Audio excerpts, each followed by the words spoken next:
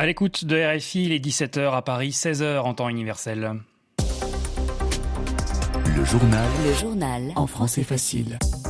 Alexis Guilleux. Bonjour à toutes et à tous. Nous sommes le vendredi 24 novembre à la une de cette édition. Les premiers otages libérés après 49 jours de guerre au Proche-Orient. On fait le point avec notre correspondant à Jérusalem dans un instant. La colère du Premier ministre irlandais. La nuit dernière, des émeutes ont éclaté dans le centre de Dublin. Les auteurs proches de l'extrême droite font honte à l'Irlande, selon le chef du gouvernement. Une libération conditionnelle pour Oscar Pistorius. L'athlète sud-africain avait été condamné pour le meurtre de sa petite amie il y a 10 ans. Et puis on ira à la découverte du nouvel album de Gaëtan Roussel, une série de duos dans cet opus nommé Éclectique. La fin donc de 49 jours de captivité. Des otages du Hamas ont pu quitter Gaza. 13 otages israéliens remis à la Croix-Rouge. Un groupe de 12 autres otages thaïlandais a également été relâché. En échange, Israël doit libérer des prisonniers palestiniens. Michel Paul, on vous retrouve en direct de Jérusalem. Michel, où en est-on à l'heure actuelle ? Alors Alexis, il y a du retard sur l'horaire prévu, mais beaucoup d'émotions. Tous les médias en Israël sont en direct pour le début de l'opération de récupération des otages qui porte le nom de Porte du ciel. 13 otages, des enfants et des femmes, ont été libérés, exfiltrés de la bande de Gaza par le point de passage de Rafah dans des jeeps de la Croix-Rouge. Des premières images viennent d'être diffusées. Ils ont déjà rencontré des agents israéliens et sous peu, ils devraient franchir la frontière israélienne. Ils seront conduits vers des hôpitaux en Israël où ils pourront rencontrer leurs familles. Un dispositif spécial a été mis en place pour les réceptionner. Il compte des médecins, des psychologues et également un débriefing sécuritaire pour les adultes. Par ailleurs, 12 otages thaïlandais ont été libérés. Ils sont, eux, en Israël et se dirigent vers un hôpital du centre du pays. Parallèlement, tout est prêt pour la part israélienne de la transaction. La libération de 24 femmes et 15 adolescents palestiniens détenus en Israël. Un peu plus tard, le Hamas et Israël devraient donner la liste des otages et prisonniers qui seront libérés demain.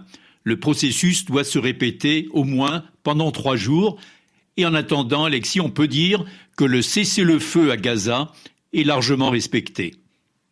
Merci Michel Paul en direct de Jérusalem et on reviendra en longueur sur ces libérations d'otages dans RFI Soir avec Philippe Le Caplin. Par ailleurs, l'armée israélienne s'est retirée dans la journée de l'hôpital Al-Shifa. C'est le Hamas qui l'annonce, information que n'a pas confirmé Israël. Selon l'ONU, environ 100 personnes se trouvent encore dans cet établissement qui a été pilonné ces dernières semaines par l'armée israélienne. Et puis ce vendredi, Abdel Fattah al-Sisi estime que le processus de paix israélo-palestinien est à bout de souffle. Le président égyptien exhorte la communauté internationale à reconnaître en lieu et place un État de Palestine. Le journal en français facile. De nouveaux tirs sur la ville d'Avdivka dans l'est de l'Ukraine. L'armée russe bombarde systématiquement le centre, fait savoir le maire de cette cité industrielle. Il fait état d'attaques venant de tous les côtés de la ville.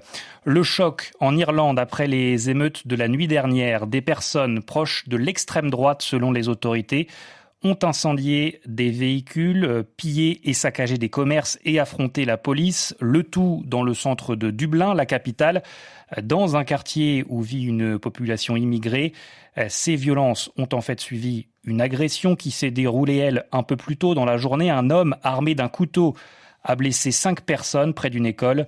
Le Premier ministre irlandais, Leo Varadkar, a condamné toutes ces violences. En tant que pays, nous devons récupérer l'Irlande. Nous devons la reprendre aux lâches qui se cachent derrière des masques et tentent de nous terrifier par leur violence. Il faut qu'on récupère l'Irlande sur ceux qui, sans scrupules, exploitent les peurs de ceux qui se laissent facilement entraîner dans les ténèbres. Et il faut reprendre l'Irlande aux criminels qui cherchent n'importe quel prétexte pour répandre la terreur dans nos rues. En tant que chef du gouvernement, je promets que nous utiliserons toutes les ressources de la loi, toute la machine de l'État pour punir punir ceux qui sont impliqués dans les événements grotesques d'hier et que nous mettrons en place des mesures pour garantir que toute nouvelle tentative se heurtera à la force de la loi. Le gouvernement protégera sans relâche nos citoyens et notre population. La police sera présente dans les rues en grand nombre et fera tout ce qu'il faut pour repousser les vagues d'ignorance et de criminalité. Leo Varadkar, le Premier ministre irlandais, propos recueillis par Anastasia Becchio. Les négociations aux Pays-Bas, 2 jours après la victoire de l'extrême droite aux législatives. Les chefs des partis politiques se réunissent aujourd'hui pour des discussions en vue de la formation du gouvernement. Le PVV de Geert Wilders a remporté le scrutin, mais ce dernier n'est pas assuré de devenir le futur Premier ministre. Les négociations s'annoncent houleuses, difficiles. Pendant ce temps, Marine Le Pen est elle à Lisbonne. La chef du Rassemblement national participe ce soir à un meeting pour lancer la campagne de son parti en vue des élections européennes du mois de juin. Réunion en présence des représentants de 7 partis de l'extrême droite du continent européen. L'affaire avait ému toute l'Afrique du Sud il y a 10 ans. Oscar Pistorius, condamné pour le meurtre de sa petite amie Riva Steenkamp, va sortir de prison. L'athlète paralympique a purgé, effectué la moitié de sa peine. Il a donc pu déposer une demande de remise en liberté conditionnelle et l'a obtenue, Claire Bargelès. Après examen, cette commission a donc considéré qu'au vu de son comportement en détention et de ses déclarations, Oscar Pistorius est apte à bénéficier d'une libération anticipée. Cependant, cette remise en liberté conditionnelle ne sera mise en place qu'à partir du 5 janvier prochain, le détenu devant d'abord suivre un programme en prison pour aider à sa réinsertion. Celui qui était surnommé Blade Runner, en raison de ses prothèses en forme de lame, avait été condamné pour le meurtre il y a 10 ans de Riva Steenkamp, le jour de la Saint-Valentin. Il avait tiré à 4 reprises sur la porte fermée des toilettes, pensant d'après ses déclarations avoir affaire à un cambrioleur. Au cours de l'audition ce matin, un texte de la mère de la victime a été lu.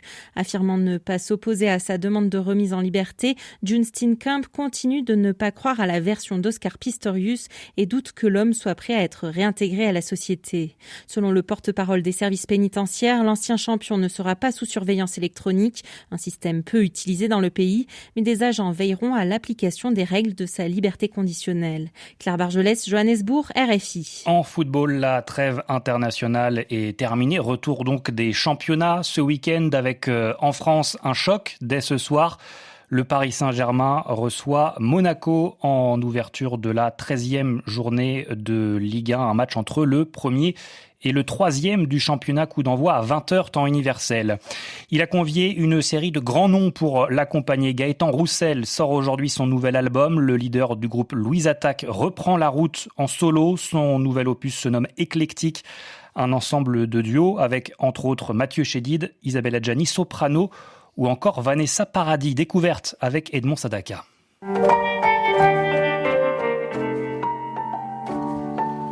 Si on se dit qu'on n'est pas vraiment d'ici, c'est quoi toi, c'est quoi ton pays?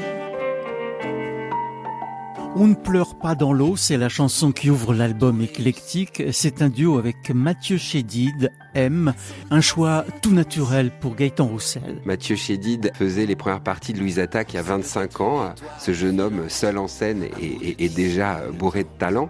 Par contre, on ne se connaissait pas à l'écriture et en studio. Donc c'est un des premiers que j'ai appelé.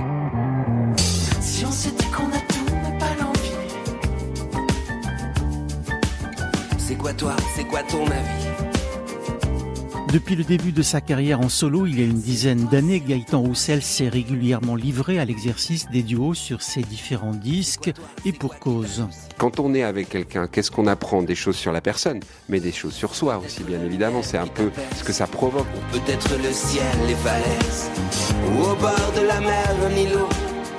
Parmi les jeunes artistes moins connus que l'on peut découvrir sur l'album, on citera notamment la Normande d'origine malgache, Adeline Lovo. Moi, je vis, je rêve et je m'en mêle parfois. Crois-moi avec Adeline Lovo, l'un des nombreux duos sur ce nouvel album de Gaëtan Roussel nommé Éclectique.